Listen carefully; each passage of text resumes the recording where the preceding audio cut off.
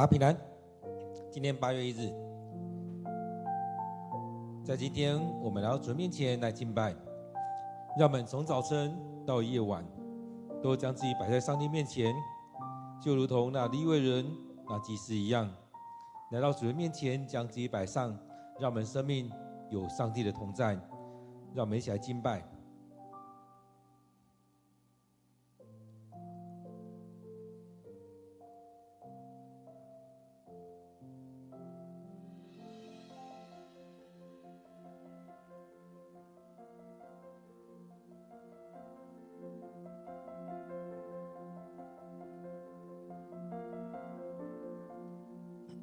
早晨，我睁开眼睛，渴望聆听你声音，心中是想你的好，更多与你来亲近。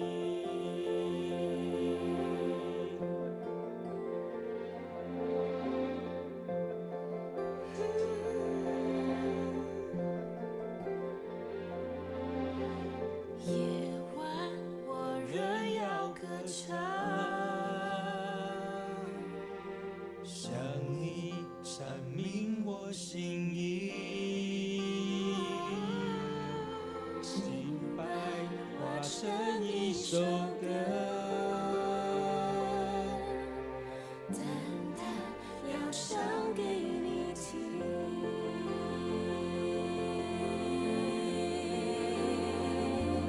从早晨到夜晚，从旷野到高山，亲爱主，我要称颂你美名。从早晨到夜晚，你爱永不止息。亲爱主，一生紧紧跟随你。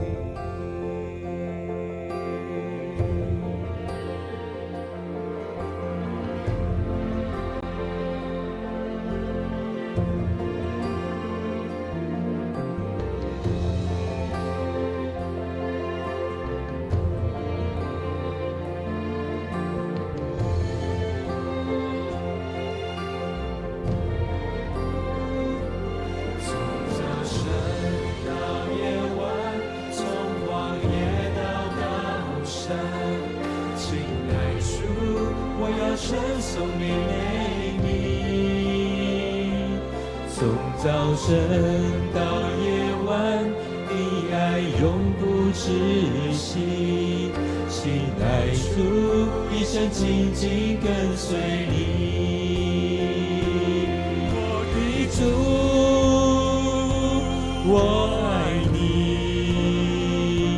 我要夸你的爱无止境。我的主，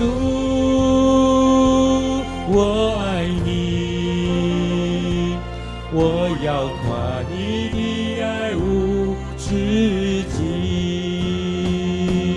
我的主，我爱你，我要夸你的爱无止境。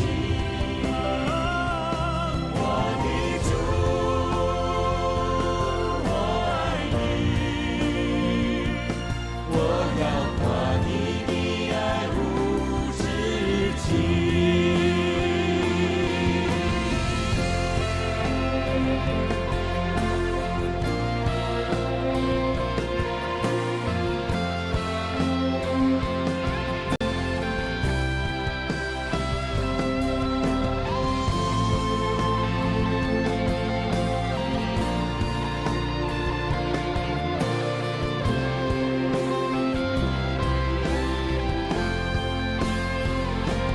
从早晨到夜晚，从旷野到高山，亲爱主，我要称颂你美名。从早晨到夜晚，你爱永不止息。主，我想紧紧跟随你。从早晨到夜晚，从旷野到高山，醒来主，我要称颂你美名。从早晨到夜晚，你爱永不止息。醒来主，一生紧紧跟随你。从早晨到夜晚，从广大到高山，醒来主，我要称颂你美名。从早晨到夜晚，你爱永不止息。醒来主，一生紧紧跟随你。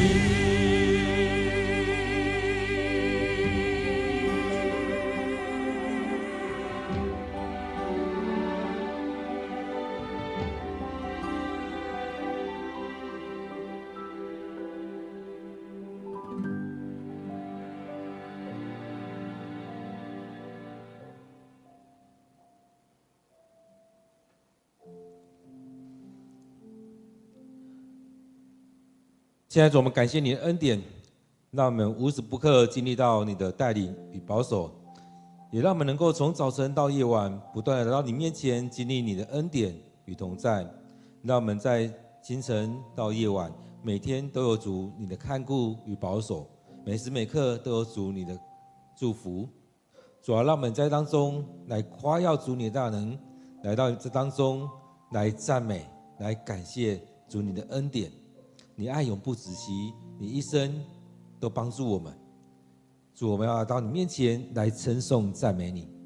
主，当我们来到你面前敬拜，也恳求你就在我们当中，愿我们所做的合主你的心意，愿我们所做的你能接纳，能悦纳。感谢主，我们将祷告祈求都奉靠主耶稣的名，阿们。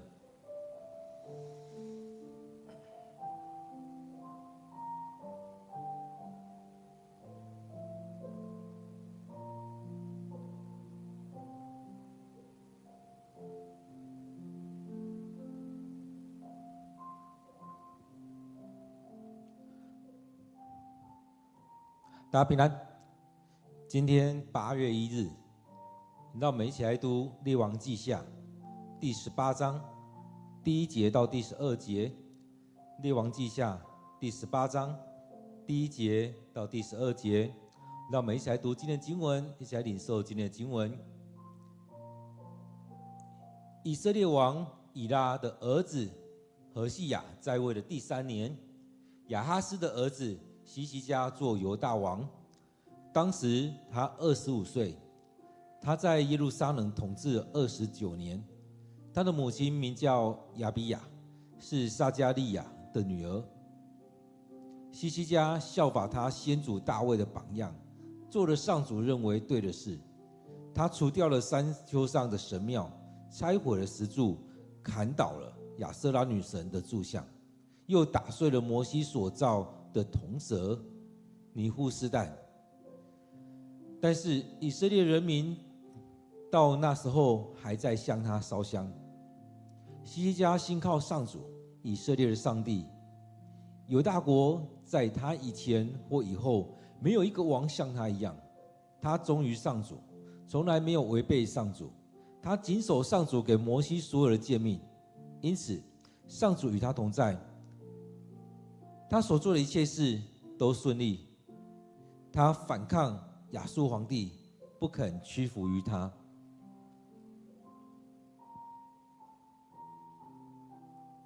他打败非利士人，把他们的土地，包括加萨和周围地区，从守望台到设防城都占领了。希西家在位的第4年，也就是何西雅王统治以色列的第7年，亚述皇帝撒曼以色侵略以色列，围攻撒玛利亚，被围困3年后，撒玛利亚陷落了。这是希西家在位的第6年，何西亚在位的第9年发生的。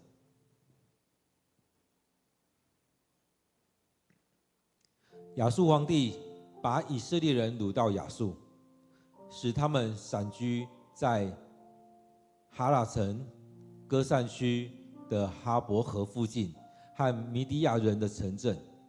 撒玛利亚陷落，是因为以色列人没有听从上主他们的上帝，违背了上主与他们所立的约，不遵守上主的仆人摩西所颁布的一切法律，他们不听从也不遵守。我们今天的经文在列王记下第18章第1节到第12节，让我们找一些时间来读今天的经文，来默想，来领受今天的经文。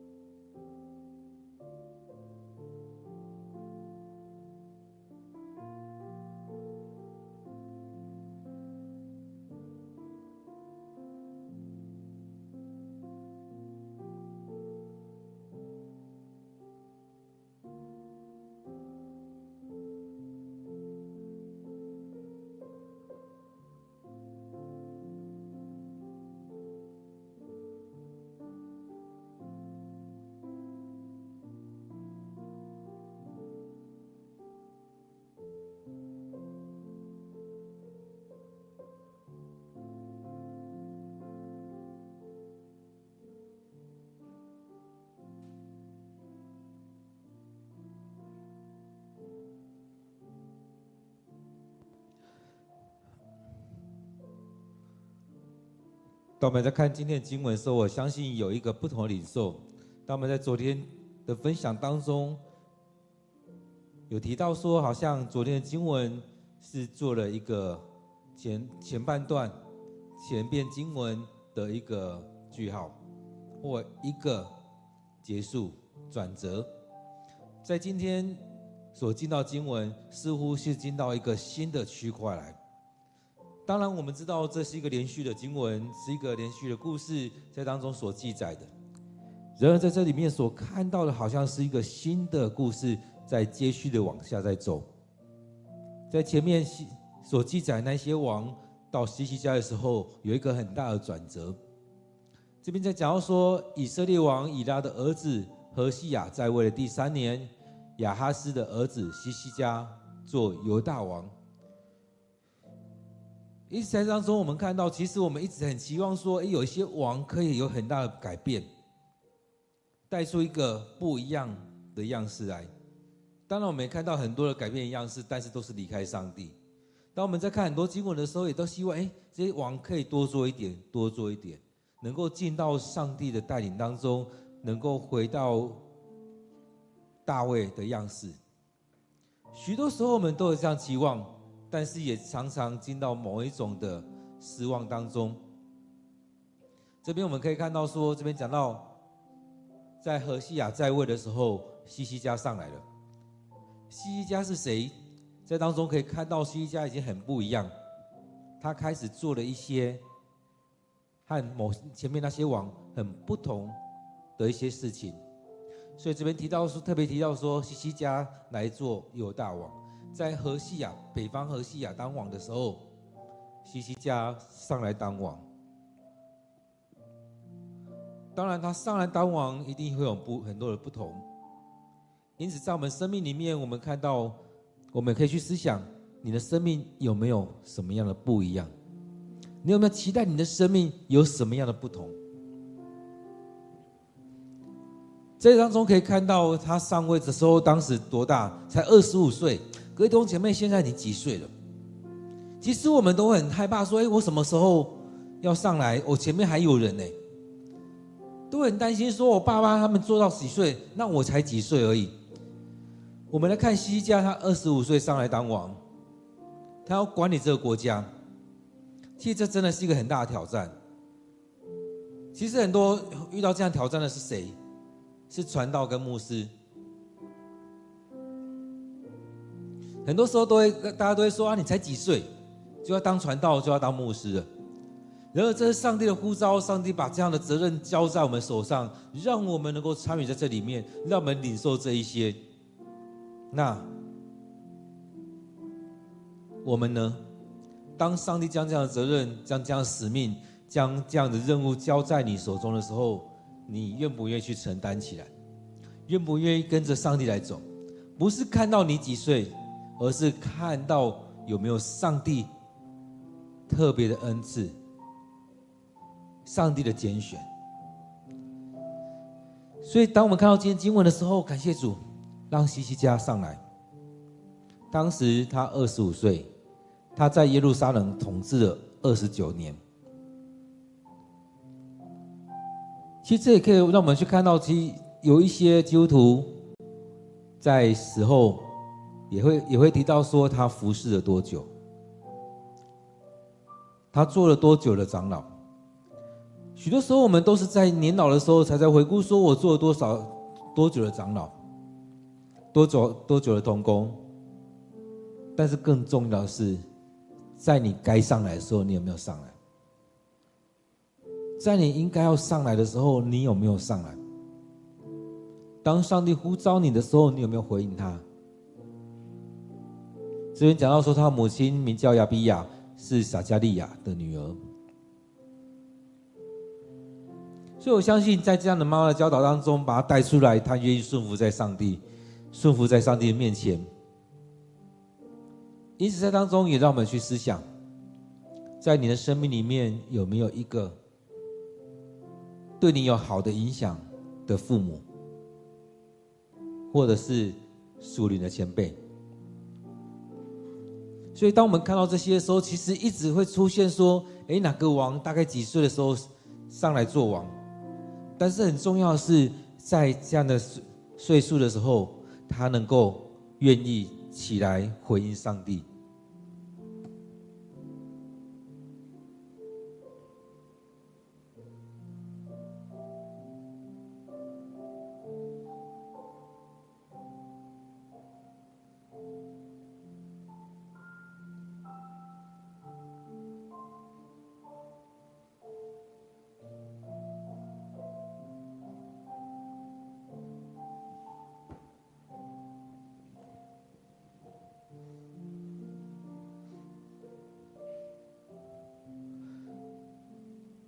所以很多时候我们要感谢父母带领我们认识了上帝，认识了上帝的恩典。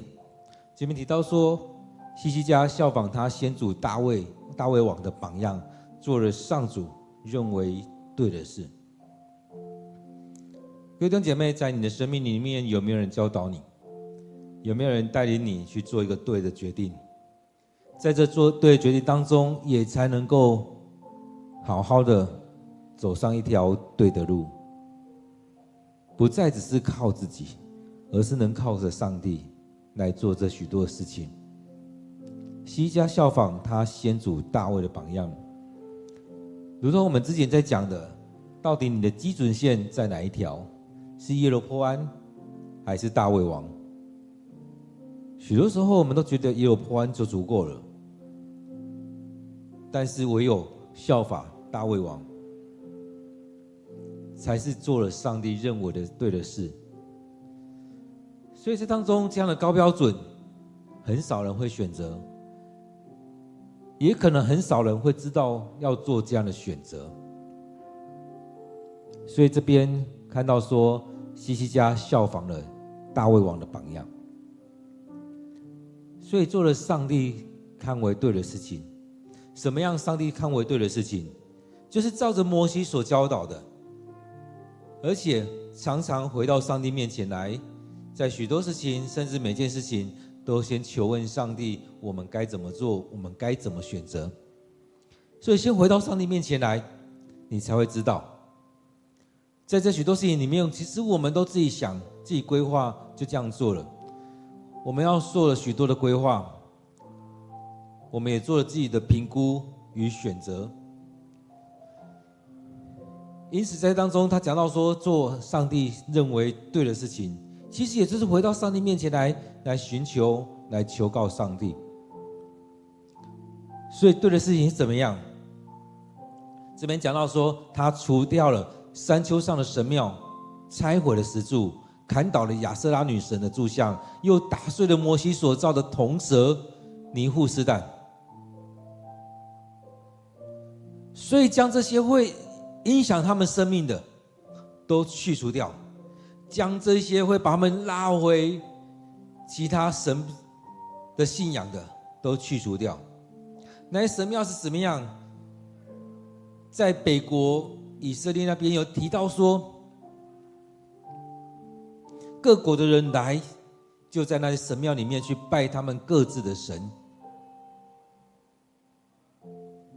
所以这些神庙并不是敬拜上帝的地方，而是去拜其他的神的地方。这也可以说是在所罗门那时候为着他们的妃嫔去盖了这许多神庙，在外面盖神庙，在里面盖祭坛，让那些嫔妃们他们能够在那边敬拜他们的神。所以盖了这许多，导致以色列人堕落。当然有可能以色列所罗门王他还没有做这些的时候，就开始有这些东西出现。但是我们看到当他这样做的时候，就更加的是可以说是同意，也算是同意他们这样做，甚至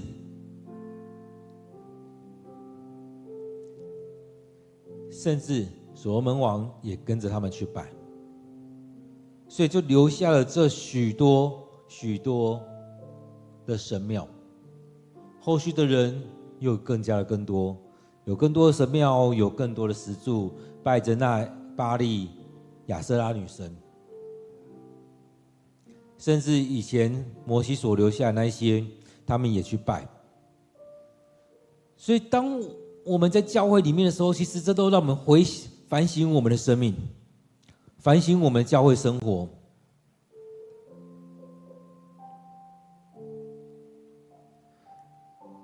当我们在当中说我们要敬拜耶和华上帝，但是有很多人在有意无意间又带了许多的东西进来的时候，其实我们之前一直在谈，在教会里面的敬拜，在教会里面的生活，是不是能够进到纯粹基督教的生活？但是真的会发现带了许多异教的思想，带了许多异教的东西在当中，所以在这当中其实也造成了许多的问题，也常常让人们走偏了。因此在这当中我们看到这许多人他们在做这许多事情，真的常常走了偏差路。所以当我们在看这许多事情的时候，在读经文的时候，其实真的让我们回来看，在你的生命当中你怎么走，透过这些经文让我们来反省。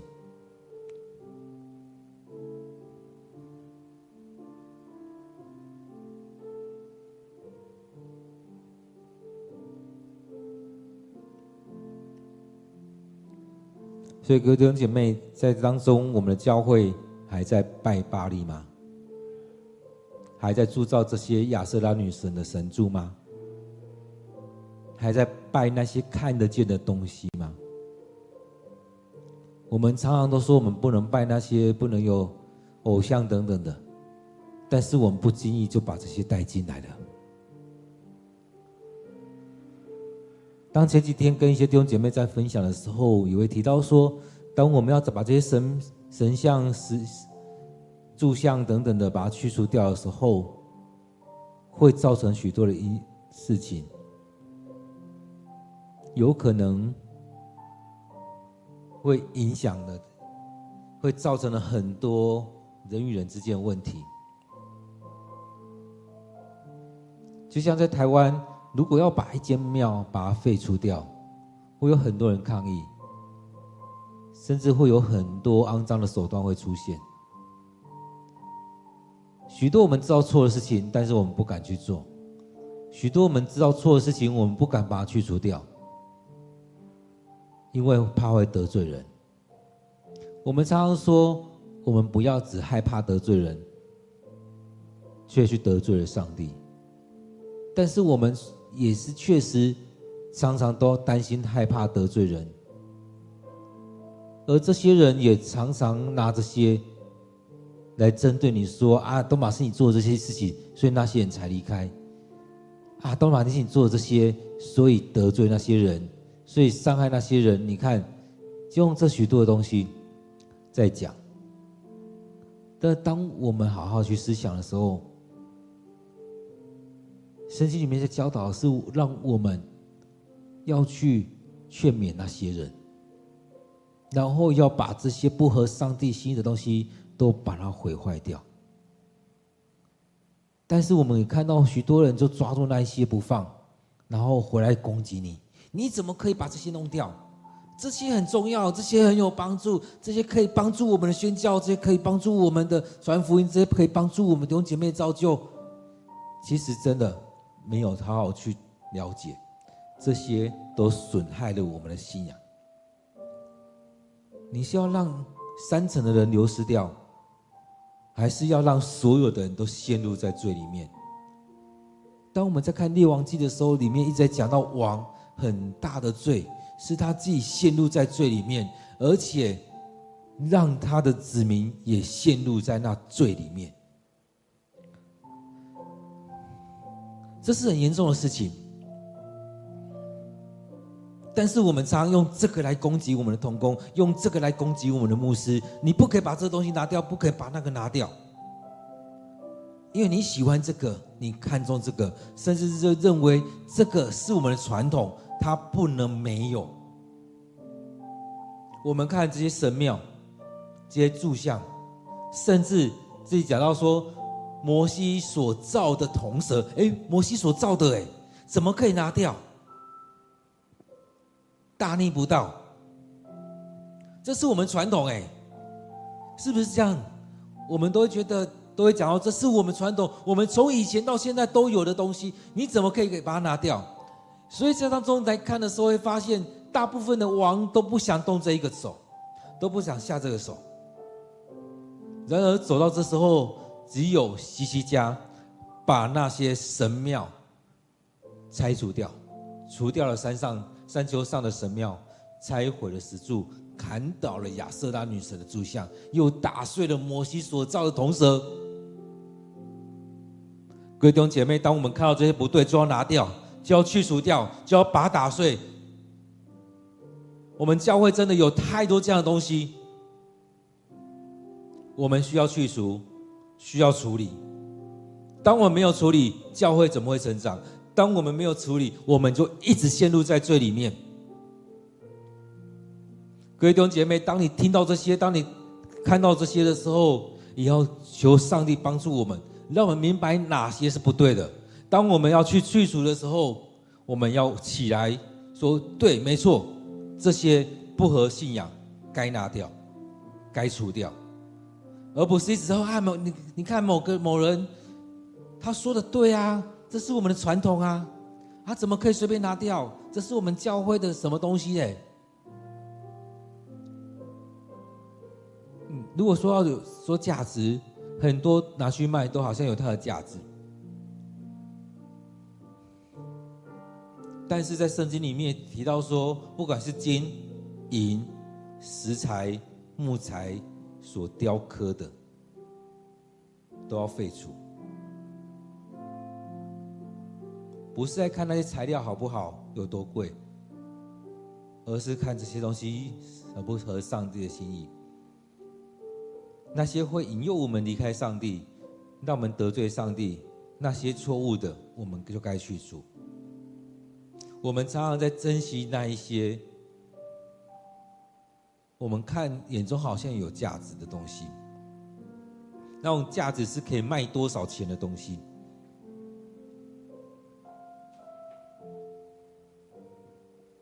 所以这边提到说，即使连摩西所造的铜蛇，但是以色列人都向他烧香了。那即使是摩西所造的，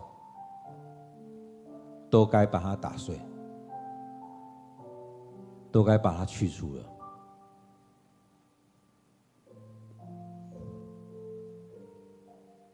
所以用我们来看，如果那些不合上帝心意，那些已让我们走偏差了，即使是加尔文，即使是卫斯理，即使是慈运里所留下来的，都该去除。那些让我们走偏差的，即使是马街，即使是巴克里，即使是马雅各，这许多人所留下来的，这也是我们教会开创这个教会的牧师所留下来的。当这些东西已经让我们走偏差，让我们陷入在罪里面，让我们离开了上帝，那这些都该去除。许多教会传统，不管是大传统或小传统，该除去的就要除去。就像保罗所说的，如果将来我所说的是错误的，那你们也要弃绝我。所以不管是天使，是有能的等等的，所说的所做的是错误的，就该被去除，就该被弃绝。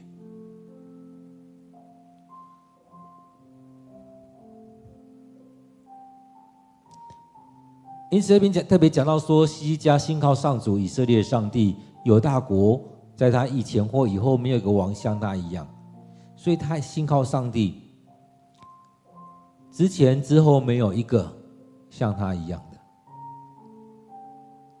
犹大国西俄罗波安那时候开始，所以分裂成2个国，所以从耶罗波安开始到这时候一直到后来，没有人像希西家一样，没有一个王像他一样信靠上主。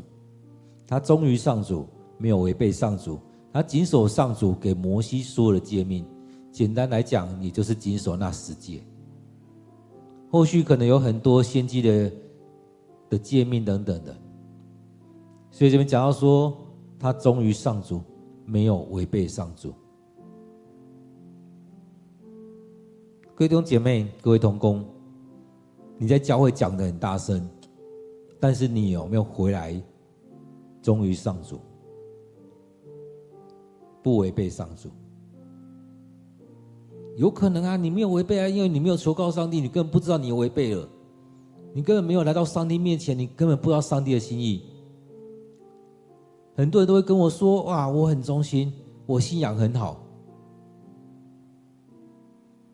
但是很多时候我们都看这些人，你懂什么信仰吗？你知道信仰里面在讲什么吗？在教会里面的教会生活，在教会里面的服事，都是你自己想怎么就怎么做，都是照着教会传统，而不是照着上帝的心意。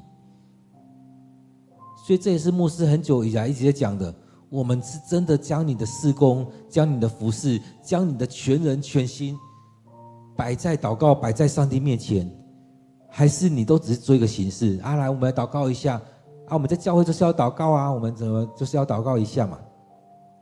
就是有那个形式，有那个样子而已，但是没有真实的生命。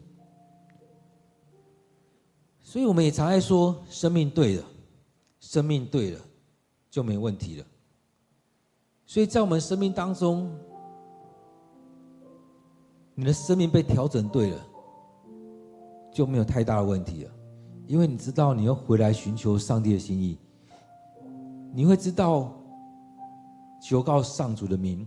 我们看希西家，其实他讲到说他效仿他的先祖大卫，也就是如此。大卫的生命就是一直回来到上帝的面前来，去寻求上帝的心意，去求告上主的名。所以这边讲到说他忠于上主，从来没有违背上主。其实我们看到圣经里面许多人的评价，并不是你自己怎么评价，并不是别人怎么评价你，是上帝怎么评价你。许多时候我们要回来的是上帝怎么样来评价我们。很多时候我们都是自己评价啊，我很好，我很棒，哇，我是上帝最爱的。但是我们可以看到许多的人很会这样讲，但是做的是另外一套。就像我看到一些人一样，他们可以签署反霸凌，他们可以说我们很关注那种霸凌事件，但他们没有意识到，或者说刻意去遮掩，他们就是很会霸凌的人。这些人常常在霸凌别人，但他一直在说我们是关心霸凌事件的，我们是在阻挡这些霸凌事件的，但他们却是许多事件霸凌的元凶，霸凌他的同侪，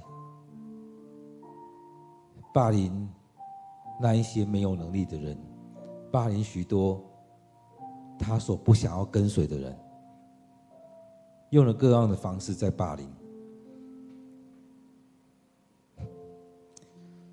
各位弟兄姐妹，在你的生命里面，是不是也常如此，或者是这样看见？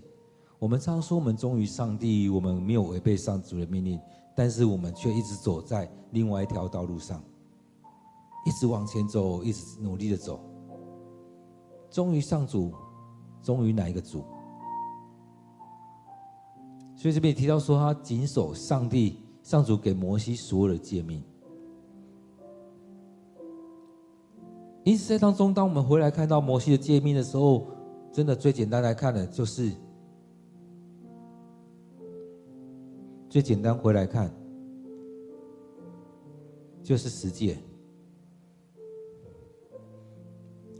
而这个十诫当中有一个很重要的，在讲到说不可做假证陷害你的邻舍。我发现很多人这个其实都守不到，常常做假证在陷害其他人。在许多教会里面，最明显的就是做假证陷害牧师。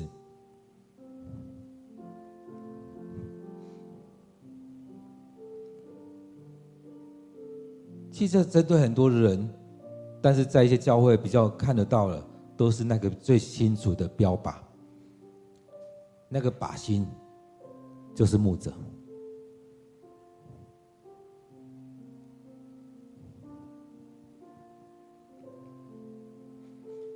因此上主与他同在，因为他忠于上主，没有违背上主的命令。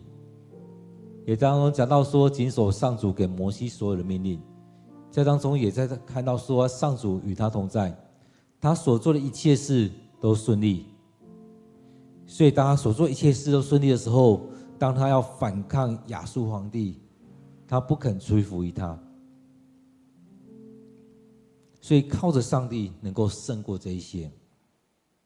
我们看到许多王都看到自己的能力而已，都是在想我可以怎么做，甚至当对手要攻打的时候，他就赶快去拿钱拿金拿银来，要去进贡，要去谈条件，换取了那短暂的平安或安全。但是我们看到，我们可以看到这样的平安都只是一时的，唯有依靠上帝才会是长久的。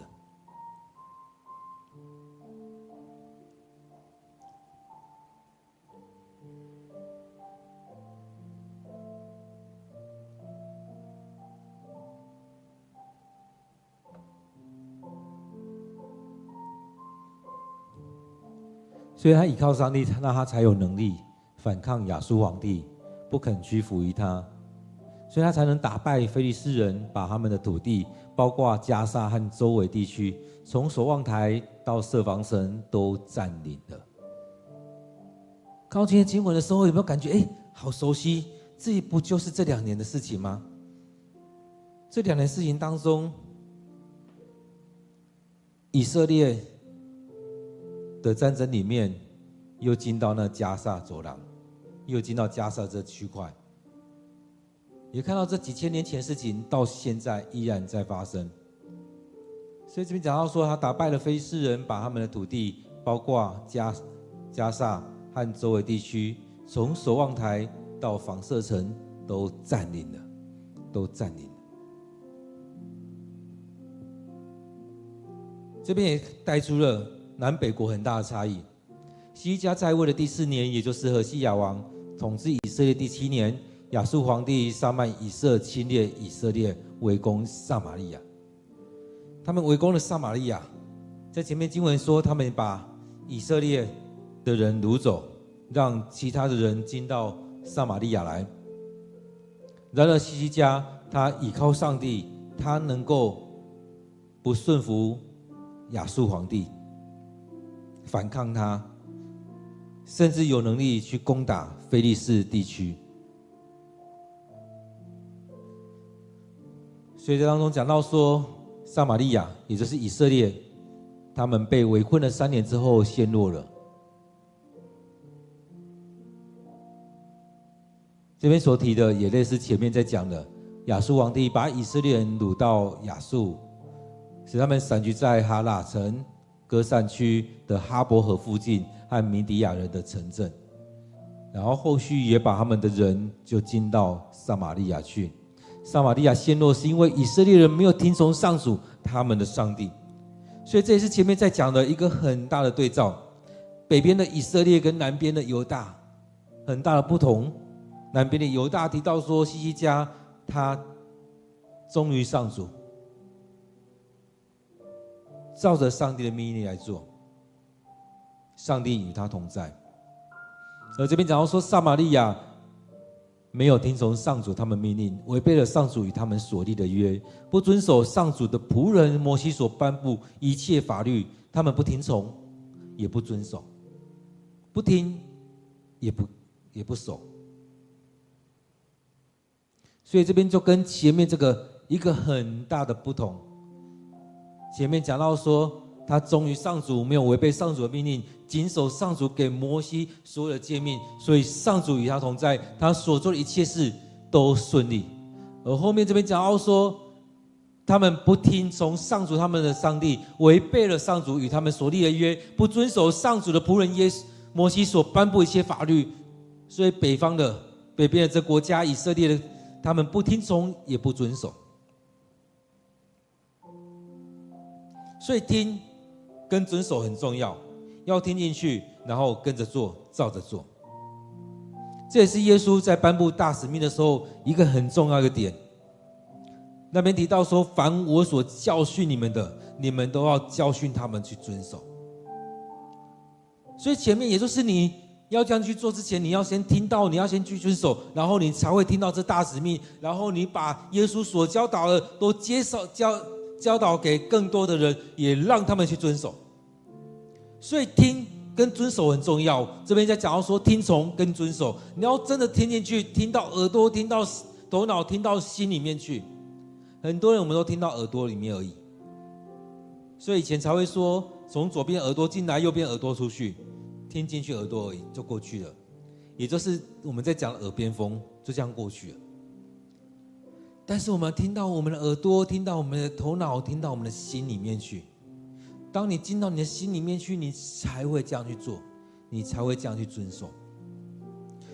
各位弟兄姐妹，在当中我们看到以色列跟犹大很大的不一样。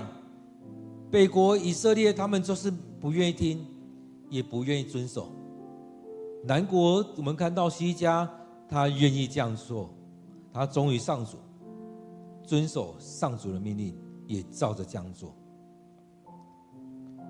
那你呢？你愿意这样做吗？在你的生命当中，你愿意照着这样做吗？你愿意跟随着上主的恩典吗？还是你只是继续的过着以色列人的生活，各自为政，拜其他的神，或者是你想要进到像希西家一样，回转向神？让我们有点时间来默想今天的经文，来思想今天的经文。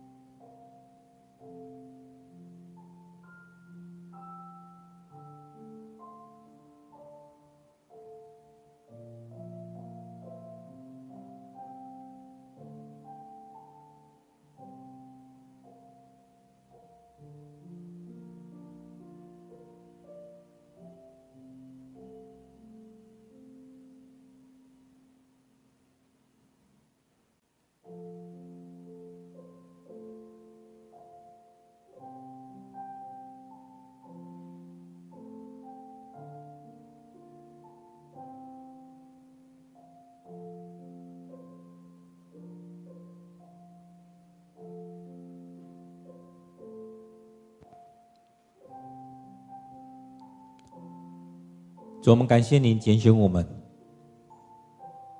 但我们常离弃你，我们常背弃你。主，恳求你帮助我们，让我们在这许多时刻回转向你。主，我们知道你用了很多的方式在呼唤我们，要让我们回转向你。现在主，在我们生命当中感谢你的同在，也让我们不像以色列国这样子，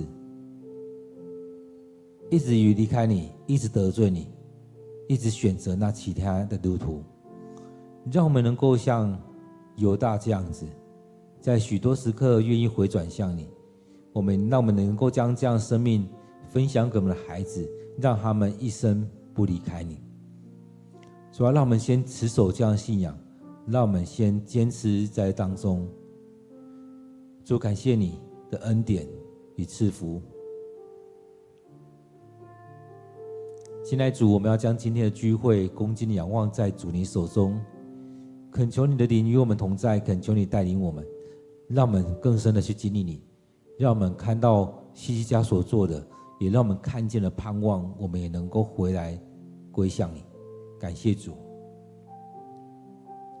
再次的将今天的聚会、今天的领受仰望在主你手中，献上我们的祷告，都奉靠主耶稣的名，阿们。